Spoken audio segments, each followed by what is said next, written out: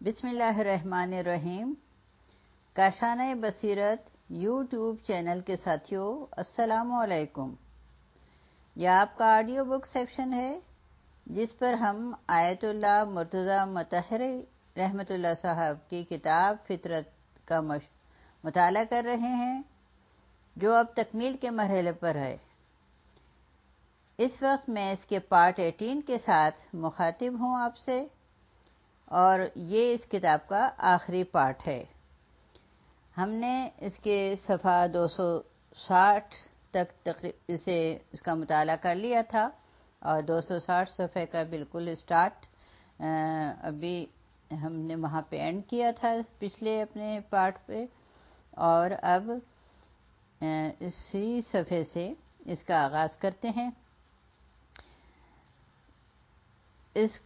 یہاں پہ آیات قرآنی سے فطرت کو ثابت کرتے ہوئے مطہری صاحب آگے لکھتے ہیں کہ بات کی تعبیر ان سب سے عمیق تر ہے۔ وَيَشِيرُ وَأَلْهَمْ دَفَائِنُ الْعُقُولِ۔ دفائن یعنی یہ انورٹڈ کاماز میں ہے، یعنی خزانے، وہ بھی انورٹڈ کاماز میں، وہ دفینے یہ بھی انورٹڈ کاماز میں، اور پھر گنجینے یہ بھی انورٹڈ کاماز میں ہے۔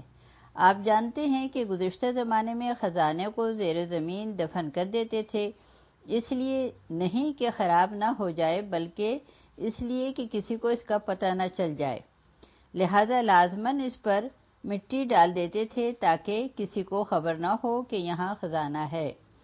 جو کوئی بھی اس پر سے گزرتا اسے پتہ نہ چلتا کہ اس کے زیر پا کوئی خزانہ ہے۔ انبیاء آئے ہیں تاکہ لوگوں کو آگاہ کریں کہ تمہاری روح کی گہرائی میں، تمہاری عقول کی تہوں میں اور تمہارے ضمیر باطن کے نہا خانوں میں خزانے موجود ہیں اور تم ان سے غافل ہو۔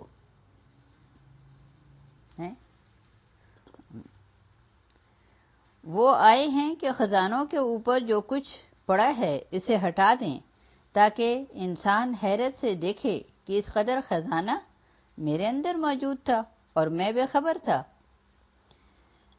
اس کے بعد یہ اشعار ہے فارسی میں جن کا ترجمہ ہے کہ سالہ سال دل ہم سے جام جم کا تقاضا کرتا رہا، جو چیز خود اس کے اپنے پاس موجود تھی اس کی دوسرے سے تمنا کرتا رہا۔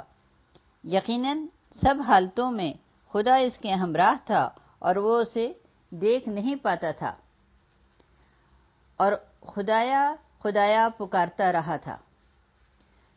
خدایا خدایا یہ انورٹڈ کاماز میں ہے کہ یہ پکارتا رہا، اور صفحہ نمبر ہے یہ 261۔ آگے لکھا ہے کہ یہی وجہ ہے کہ قرآن میں ہمیں دو طرح کی آیات نظر آتی ہیں، آیات آفاقی اور آیات نفسی۔ آیات آفاقی یعنی جو انسانی وجود سے باہر ہیں، دیگر انسانوں کی خلقیت، آسمان، زمین، ستارے، پہاڑ، سمندر، نباتات، حیوانات وغیرہ۔ لیکن آیات النفسی یعنی جو خود وجود انسانی میں موجود ہیں۔ قرآن کے نزدیک آیات النفسی کی اہمیت آیات آفاقی سے زیادہ ہے، نیز آفات النفس کی اصطلاح بھی خود قرآن سے حاصل کی گئی ہے کہ جس میں ارشاد ہوتا ہے، یہ سورہ حامیم سجدہ کی آیت نمبر 53 ہے، اور اس کا ترجمہ انہوں نے نہیں دیا ہے،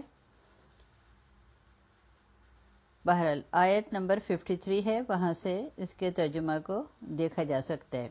اور جیسا کہ ہم کہہ چکے ہیں کہ بعد ازاں یہ جو آفاق اور نفس کی اصطلاح علماء اسلام نے استعمال کی ہے، اس کا ماخذ قرآن ہی ہے۔ آپ دیکھیں کہ اسلام انسان کے لیے کس قدر اصالت کا قائل ہے۔ انسان ایک فطری ضمیر یا باطن کا قائل ہے۔ پھر وہی آیت ہے وَيَشِيرُ الْحَمْدَ فَاعِنُ الْعَقُولِ، اور قرآن حکیم میں ہے کہ یہ ہے سورہ الذاریات کی آیت نمبر 20 اور 21، اور اس کا ترجمہ ہے کہ اور یقین کرنے والوں کے لیے زمین میں اور خود ان کے نفوس میں نشانیاں ہیں، کیا تم دیکھتے نہیں ہو؟ اور کیوں نہیں ہو، اور کیوں دیکھتے نہیں ہو؟ اور صفحہ نمبر ہے یہ 262۔ یہ تو ہو گئی نہج البلاغہ میں موجود ایک جملے کے بارے میں گفتگو۔ ایک جملہ صحیفہ سجادیہ میں ہے۔ اتفاق کی بات ہے کہ جملہ بھی صحیفہ سجادیہ کی پہلی دعا میں ہے کہ جو ساری کی ساری حمد ہے، اور اس کی ابتدا میں چند جملے ہیں، اور اس کا ترجمہ یہ ہے کہ اس نے اپنی قدرت سے خلقت کی تخلیق کی۔ ہم کہہ چکے ہیں، یہ اگلے پیراگراف میں شروع ہوتا ہے کہ ہم کہہ چکے ہیں کہ ابداع، یہ انورٹڈ کاماز میں کا معنی ہے کہ ایسی تخلیق کہ جو پہلے سے موجود کسی مثال اور تقلید کی بنا پر نہ ہو۔ نیز ہم عرض کر چکے ہیں کہ انسان بھی اپنے عالم میں ایک طرح کی تخلیق کا حامل ہے، لیکن انسانی تخلیق کا نام اگرچہ ابداع رکھ لیں، تاہم وہ طبیعت و خلقت کی مثال کی بنیاد پر ہوتی ہے۔ لیکن اللہ تعالیٰ کو جو خالق یہ کائنات ہے، اس سے پہلے کوئی چیز ہی نہ تھی کہ جسے وہ دیکھ کر تخلیق کی منصوبہ بندی کرتا۔ یہ آگے بریکٹ میں ہے، لہذا صحیفہ سجادیہ میں بعد کا جملہ یوں ہے، اور اس کا ترجمہ ہے کہ اس نے انہیں اپنی مشیت کے مطابق اختراع کیا۔ اختراع انورٹڈ کاماز میں، یہ آگے اگلے پیراگراف میں اس کی وضاحت ہو رہی ہے کہ معنی بھی ابداع وہ بھی انورٹڈ کاماز میں والے ہی ہیں، یعنی صرف اللہ کی طرف سے اختراع ہے۔ جسے ہم کہتے ہیں کہ فلاں نے ٹیپ ریکارڈ کو اختراع یعنی ایجاد کیا، اس کے بعد اسے لوگوں نے بنایا، تو اسے اختراع نہیں کہا جا سکتا۔ پھر بریکٹ میں کہ اس کے بعد ہے، اس کے بعد جو کچھ وہاں بیان کیا گیا ہے صحیفہ سجادیوں میں، اس کو آگے اس کے یہ ترجمہ ہے کہ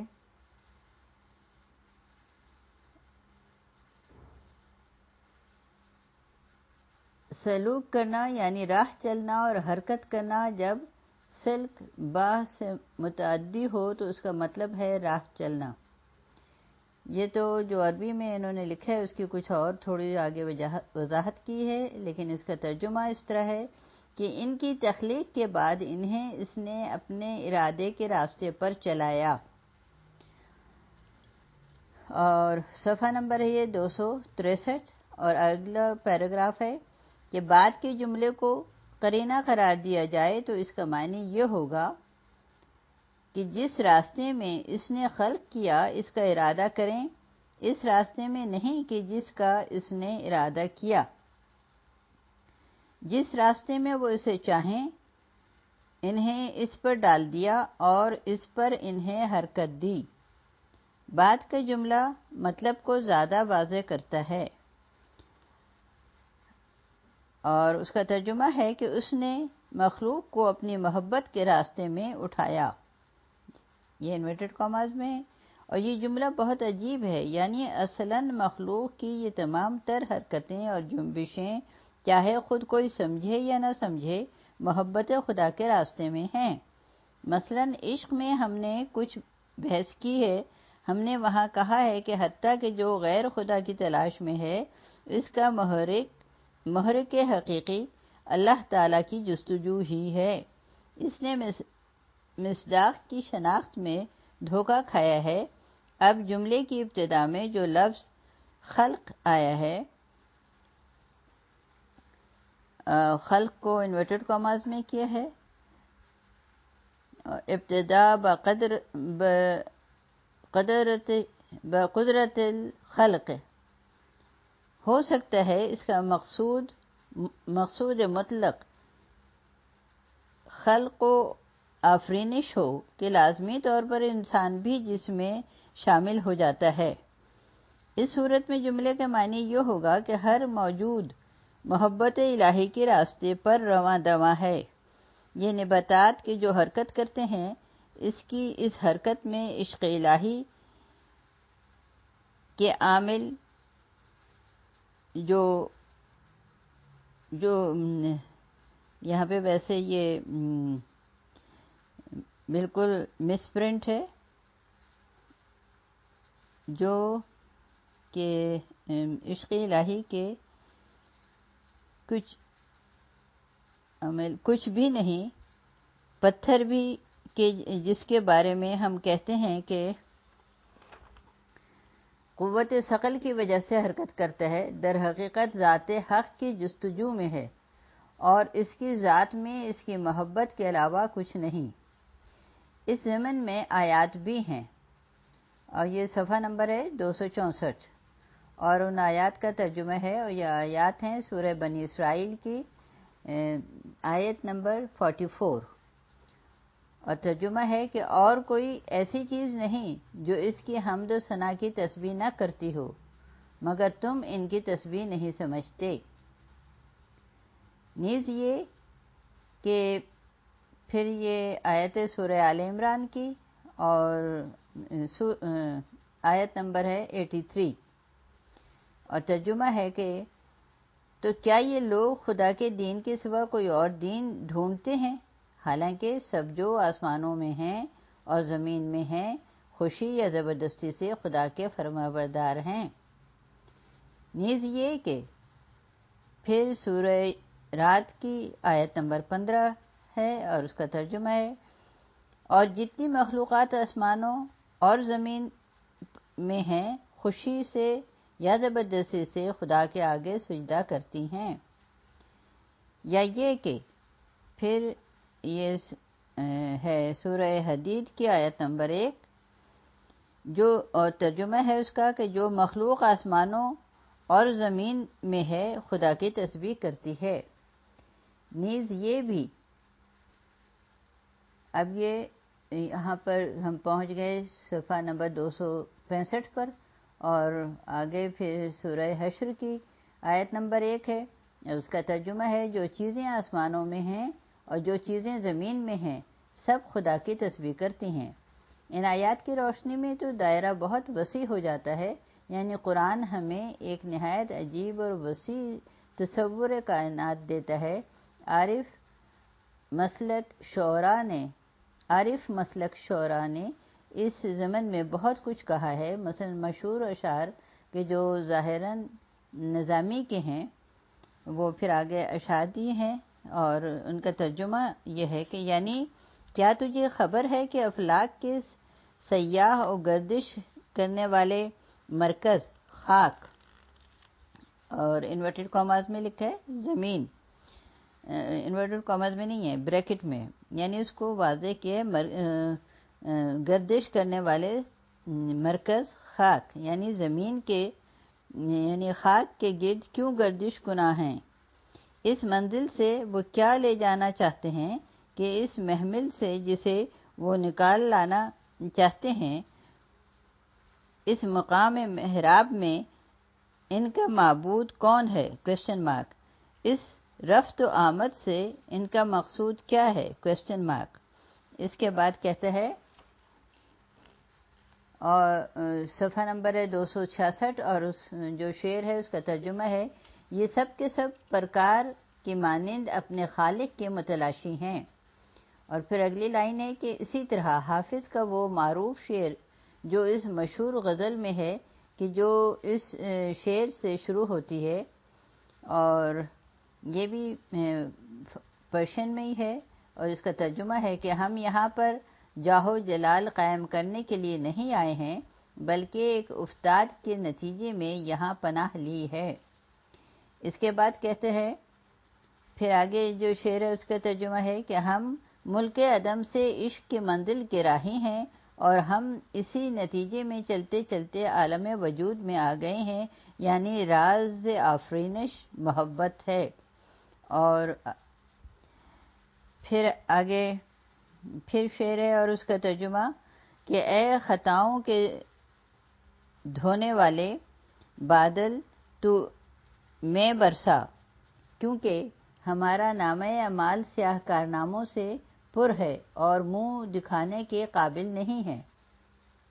یہ صفحہ نمبر ہے 267 یعنی 267۔ اس ضمن میں حافظ نے بہت کچھ کہا ہے، کوئی ایک وہ دو شعر نہیں ہیں۔ ان کی جو غزل کچھ واضح تر ہے اس کا میں ذکر کرتا ہوں۔ پھر شعر ہے اور اس کا ترجمہ ہے کہ کہنا چاہتا ہے کہ کوئی نہیں یہاں تک جو منکر بھی ہے کہ جس کی نظر تیرے رخ کے پرتو سے روشن نہ ہو، لیکن خود نہیں جانتا اور نہیں سمجھتا۔ پھر بریکٹ میں ہے کہ پہلی بات کی تاکید اس انداز سے کر رہا ہے۔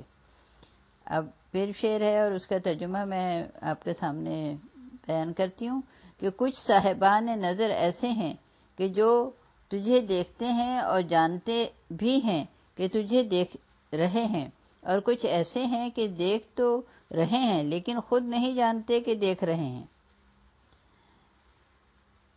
اور پھر شعر ہے اور پھر اس کا ترجمہ ہے یہ کہ راز سے پردہ اٹھایا جائے مناسب نہیں ہے اور خلاف مصلحت ہے، وگرنہ رندوں کی محفل میں عرفا نہ جانے رندوں کی محفل میں عرفا جو ہے یہ بریکٹ میں لکھا ہے، نہ جاننے اور نہ سمجھنے کی کوئی گنجائش نہیں ہے اور ہر چیز واضح اور عیاں ہے۔ یہ صفحہ نمبر ہے 268۔ اور پھر اگلا پیراگراف شروع ہوتا ہے، لکھا ہے کہ جناب سبزواری صاحب کتاب منظومہ حکیم، فلسفی، عارف اور ایک غیر معمولی متقی شخص ہیں۔ اگرچہ ان کی شہرت علم کی وجہ سے ہے، لیکن ان کا مقام عمل ان کے مقام علم سے بالاتر ہے۔ شعر بھی کہتے ہیں، فارسی میں بھی اور عربی میں بھی، البتہ ان کا شمار صف اول کے شعراء میں نہیں ہوتا، تاہم ان کے اچھے شعر بھی بہت ہیں۔ ان کے بعض اشعار واقعاً بہت عمدہ ہیں۔ حافظ کی اس غزل کا انہوں نے استقبال کیا ہے اور ایک دو شعر اس میں ایسے ہیں کہ تقریباً حافظ کے پائے کے ہیں اور انہوں نے شہرت بھی بہت پائی ہے۔ کہتے ہیں، اب وہ جو شعر ہے اس کا ترجمہ ہے کہ تیرے عشق کا چچا برپا ہے اور تیرے چہرے کا پرتو ہر نگاہ و نظر میں ہے، لیکن کوئی جانتا اور سمجھتا نہیں ہے۔ وہی حافظ کی بات کو اس انداز سے کہتے ہیں۔ اور پھر جو اشعار انہوں نے کہے ہیں، یہ کئی ایک اشعار ہیں۔ ایک تو اس کا یہاں پہ انہوں نے نہیں دیا ترجمہ، تو میں اشعار کو ہی پڑھ دیتی ہوں۔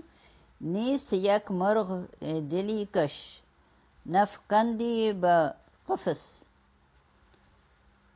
تیر بداد تو تا پر بپری نیست که نیست، نه همی از غم و نه همی از غم او سینه ای ما صد چاک است، داغ او لالا صفت بر جگری نیست که نیست۔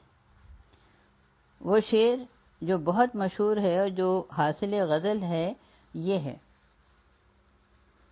وہ صفحہ نمبر ہے 269۔ موسیٰ نیست کے دعوی انل حق شنود، ورنائی زمزمہ اندر شجری نیست کے نیست، چشم ما دیدے خفاش بود ورنہ تورا، پرتوئے حسن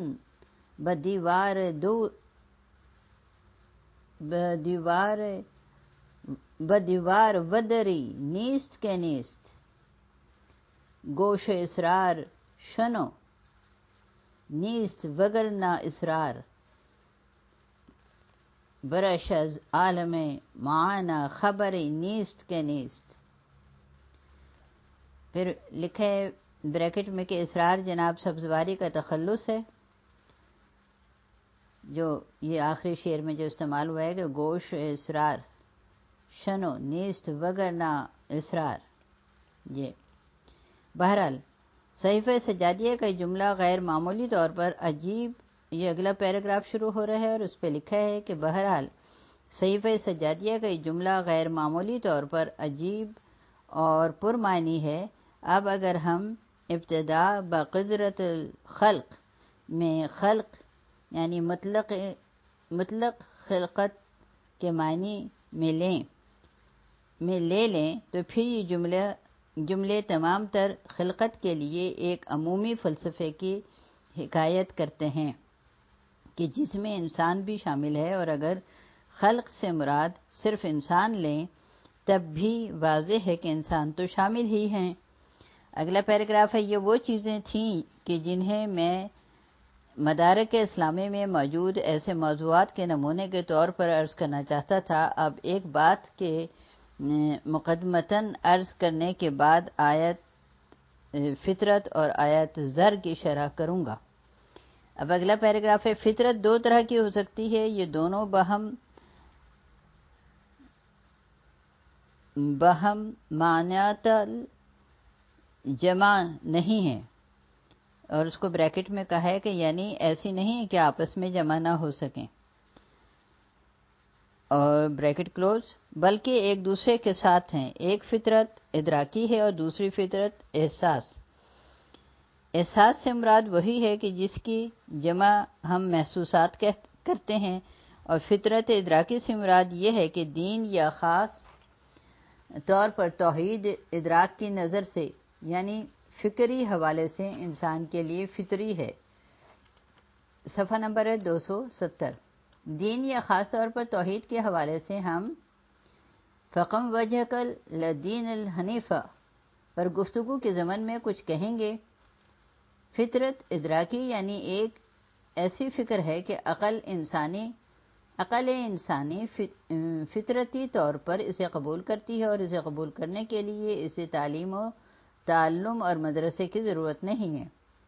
مجموعی طور پر یہ کہا جا سکتا ہے کہ جسے ہم ادراک کی نظر سے فطری کہیں، اس کا مطلب یہ ہے کہ یا اسے دلیل کی ضرورت نہیں ہے، یا وہ ایک کلیہ ہے، یا اس کا تعلق ایسے امور سے ہے کہ جنہیں اگر دلیل کی ضرورت ہو بھی تو ان کی دلیل ہمیشہ ان کے ہمراہ ہوتی ہے. اور پھر انورٹڈ کاماز میں ہے کہ قضایا قیاستہا معاہا یعنی وہ امور جن کی دلائل ان کے ہمراہ ہوتے ہیں. اور اگلا پیراگراف ہے، چونکہ ان کی دلیل ہمیشہ ان کے ہمراہ ہوتی ہے لہذا ان کے لیے بھی کسی ایسے معلم کی ضرورت نہیں کہ جو انسان کے مدرسے میں ان کی تعلیم دے. اسے ہم ادراک فطری کہتے ہیں کہ جو فکر ادراک اور عقل کی دنیا سے مربوط ہے. اگلا پیراگراف، اب ہم اس کے لیے بھی حدیث سے کچھ نمونے پیش کرتے ہیں. اور پھر یہ تو ایک لائن تھی، اور اس سے اگلے پیراگراف میں کہہ رہے ہیں کہ تفسیر صافی میں امام حسن عسکری علیہ السلام سے ایک مفصل حدیث نقل ہوئی ہے.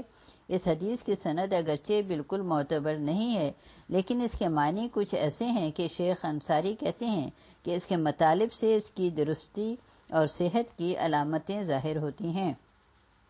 حدیث ہے بھی بہت جاذب فکر، اور یہ حدیث اس آیت کی ذیل میں ہے، اور سورہ ہے سورہ بقرہ، اور اس کی آیت نمبر ہے 28، اور اس کا ترجمہ ہے ان میں سے ایک گروہ امی اور ان پڑھ لوگوں کا بھی ہے کہ آرزوؤں اور تصورات کے علاوہ تورات کی کچھ خبر نہیں. اور یہ صفحہ نمبر ہے 271، اور اگلے پیراگراف پہ لکھا ہے کہ جیسے آج کے مسلمان عوام ہیں، یہ امی لوگ صرف اتنا جانتے ہیں کہ توریت ہے، لیکن اگر آپ پوچھیں کہ توریت کیا ہے کویسچن مارک، تو انہیں کچھ پتہ نہیں۔ بعض چیزوں کے بارے میں ممکن ہے خیال کریں کہ یہ توریت میں ہیں کہ جو توریت میں نہ ہوں، اور جو چیزیں توریت میں ہیں ان کا انہیں علم نہیں، یہ ایسے بے خبر ہیں۔ مذکورہ حدیث کچھ یوں ہے۔ اب حدیث کے بارے میں بیان کرتے ہیں، اس کا ترجمہ ہے۔ ایک شخص نے امام صادق علیہ السلام سے سوال کیا کہ عوام کا کیا قصور ہے؟ خود قرآن تسلیم کرتا ہے کہ یہ لوگ تو جاہل ہیں اور بے معرفت ہیں، جو کچھ بھی انہیں نصیب ہوا وہ تو علماء کا کیا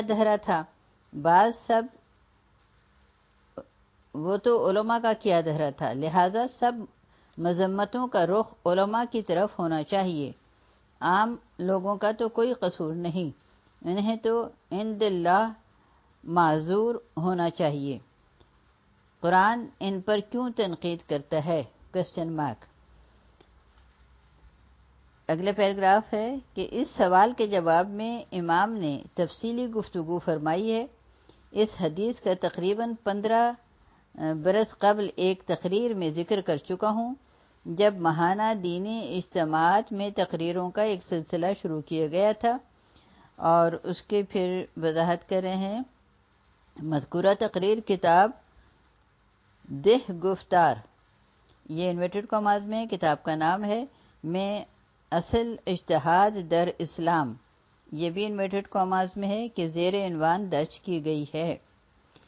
یہ کتاب کا نام اور اس میں وہ جو مقالہ ہے اس کا عنوان دیا گیا ہے، بریکٹ کلوز ہو گئے۔ اس میں نے حدیث کے بہت سے حصے ذکر کیے تھے۔ اس میں امام نے ایک نہایت عمدہ موضوع اٹھایا ہے۔ آپ نے علماء کی تقسیم بندی کی ہے کہ وہ کیسے کیسے ہیں اور کیسے نہیں ہیں، اور یہ کہ علماء سوء ایسے ہوتے ہیں اور علماء غیر سوء ایسے ہیں، اور جو علماء برے ہوتے ہیں ان کا ضرر و نقصان اسلام کے لیے یزید بن معاویہ کے اس لشکر سے زیادہ ہے کہ جو حسین بن علی علیہ السلام پر حملہ آور ہوا۔ اور یہ صفحہ نمبر ہے 272۔ اگلا پیراگراف۔ غرض امام گفتگو کرتے کرتے اس مقام پر پہنچتے ہیں، رہی بات عام لوگوں کے، امام باقر علیہ السلام فرماتے ہیں، نہیں ایسا نہیں ہے۔ بعض مسائل ایسے ہیں کہ جن کے لیے حصول تعلیم کی کوئی ضرورت نہیں ہے کہ ہم کہیں کہ چونکہ انہوں نے تعلیم حاصل نہیں کی لہٰذا ان کا عذر قابل قبول ہے۔ بعض مسائل میں عوام کا عذر قابل قبول ہے۔ بعض ایسے مسائل ہیں کہ جن کے لیے حصول علم ضروری ہے، انہوں نے اگر ان کے لیے تعلیم حاصل نہیں کی کیونکہ بعض لوگ ان کے حصول علم میں حائل ہو گئے ہیں تو یقیناً ان کا عذر قابل قبول ہے۔ لیکن بعض مسائل ایسے ہیں کہ جن کے لیے حصول تعلیم کی ضرورت نہیں، انسان کا دل انہیں معرف فطری ہونے کی وجہ سے خود سے مجبوراً سمجھ لیتا ہے۔ اس کے بعد امام مثال ذکر کرتے ہیں، کتنی عمدہ مثال ہے۔ فرماتے ہیں یہودی علماء کو دیکھتے تھے کہ وہ انہیں تقویٰ اور پاکیزگی کا حکم دیتے ہیں، انہیں سور نہ کھانے کا حکم دیتے ہیں، لیکن خود اس پر عمل پیرا نہیں ہوتے بلکہ اس کے برخلاف عمل کرتے ہیں۔ عوام اپنی آنکھوں سے یہ سب کچھ دیکھتے تھے۔ اور صفحہ نمبر یہ 273۔ اس کے بعد فرماتے ہیں کہ انسان خود سرشت و قلب کے معرف کے زیر حکم سمجھتا ہے کہ اگر کوئی شخص ایک حکم دے اور خود عمل اس کے برخلاف کرے تو اس کے بات پر اعتماد نہیں کرنا چاہیے اور ٹھکرا دینا چاہیے۔ اس کے لیے حصول تعلیم کی ضرورت نہیں کہ کہا جائے کہ کس یونیورسٹی نے عوام کو یہ بات سکھائی ہے کہ اگر تم نے دیکھا کہ کوئی عالم تمہیں تقویٰ کا حکم دیتا ہے لیکن خود اس میں تقویٰ نہیں ہے تو اس کی پیروی نہ کرنا۔ اس کے لیے کسی یونیورسٹی یا مدرسے میں جانے کی ضرورت نہیں۔ ہر کسی کے فطرت اتنی بات سمجھ لیتی ہے۔ اگلی لائن ہے کہ انہیں ہم ابتدائی فطری ادراکات کہتے ہیں۔ انہیں ہم ابتدائی فطری ادراکات کہتے ہیں۔ ادراک کی جمع ہے۔ کہتے ہیں کہ اگر ان کی کوئی شخص بھی انسان کو تعلیم نہ دے تو بھی انسان فطری طور پر سمجھ لیتا ہے۔ اگلا پیراگراف ہے، لہذا فطرت کا ایک معنی فطرت ادراکی ہے، اور پھر انورٹڈ کاماز میں ہے دین فطری ہے اس معنی میں، اور پھر انورٹڈ کاماز میں کہ توحید فطری ہے کا یہ مطلب ہے کہ یعنی ادراک کی نظر سے فطری ہے، اور پھر بریکٹ میں اس کی وضاحت ہے جیسا کہ استاد شہید مطہری کی اپنی عبارت سے واضح ہے کہ بحث فطرت بالخصوص آیات قرآنی کے حوالے سے ابھی جاری تھی، لیکن ظاہراً یہ نشستیں یہیں پر تمام ہو گئیں اور مزید جاری نہ رہ سکیں۔ یہ یہاں پہ ناشر فارسی انورٹڈ کامرس میں لکھے اور یہ بریکٹ کلوز ہو گیا یہاں پر، اور صفحہ نمبر ہے اب آگے 274۔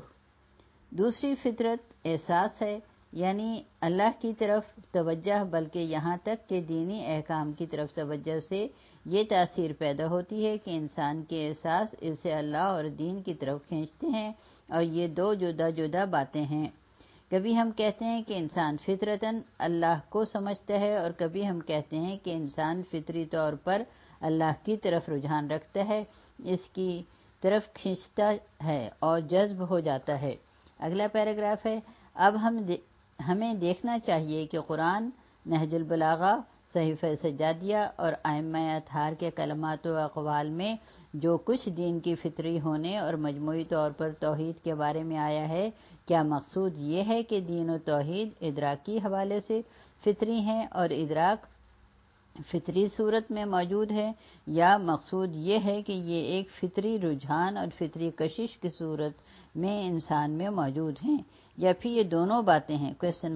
آئندہ نشست سے کہ جب ہم آیات کے بارے میں گفتگو کریں گے اس بارے میں بحث کریں گے، اور شاید لازمی طور پر انہی عبارتوں کی مزید تفصیل کی طرف پلٹ آئیں۔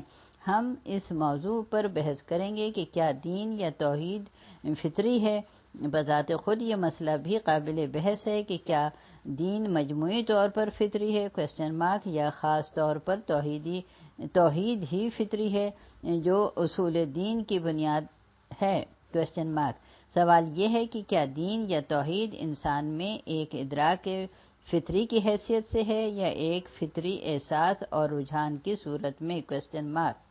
یہاں پر ہمارے اس کتاب کا اختتام ہوتا ہے، اور یہاں اور اس طرح سے ہم نے اس کتاب کا اس کا مطالعہ مکمل کر لیا ہے۔ اور ساتھیوں، جیسا کہ آپ کو اس کتاب کے مطالعے سے اندازہ ہو گیا ہوگا کہ یہ ایک مختلف طرح کی کتاب ہے، اور اس میں جو موضوع زیر بحث ہے اسے فلسفے اور نفسیات کے حوالوں سے ثابت کیا گیا ہے۔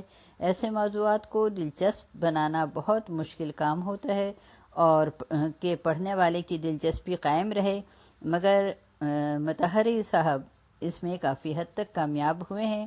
لیکن میرے خیال سے ایسے موضوعات کو اس انداز سے پڑھنا اور بیان کرنا کہ سامعین صحیح انداز میں سمجھ سکیں اور بھی زیادہ اہم اور مشکل کام ہے۔ میں نے اپنی طرف سے پوری کوشش کی ہے کہ مطہری صاحب کے خیالات کو اسی انداز سے سامعین کے گوش گزار کر سکوں، لیکن اگر پھر بھی کہیں کوئی کمی رہ گئی ہو یا کوئی کوتاہی یا کوئی لغزش ہوئی ہو تو درگزر فرمائیے گا، اور کمنٹس میں نشاندہی ضرور کیجیے گا تاکہ آئندہ بہتر طور پر آپ تک ہم کتابوں کے مطالعہ کو جاری رکھ سکیں۔ اور آخر میں امام زمان اجل اللہ تعالی کی خدمت میں عید غدیر کے دن اس ہدیے کو پیش کرتے ہوئے غلطیوں کوتاہیوں کے لیے معافی کی طلبگار ہوں، اور انشاءاللہ یقین کامل ہے کہ وہ میرے اس ہدیے کو ضرور قبول و منظور فرمائیں گے۔ اچھا ساتھیو، اللہ حافظ۔ انشاءاللہ اللہ نے چاہا تو اور پھر کسی کتاب کے مطالعے کے ساتھ آپ سے ملاقات ہوگی۔ اللہ حافظ۔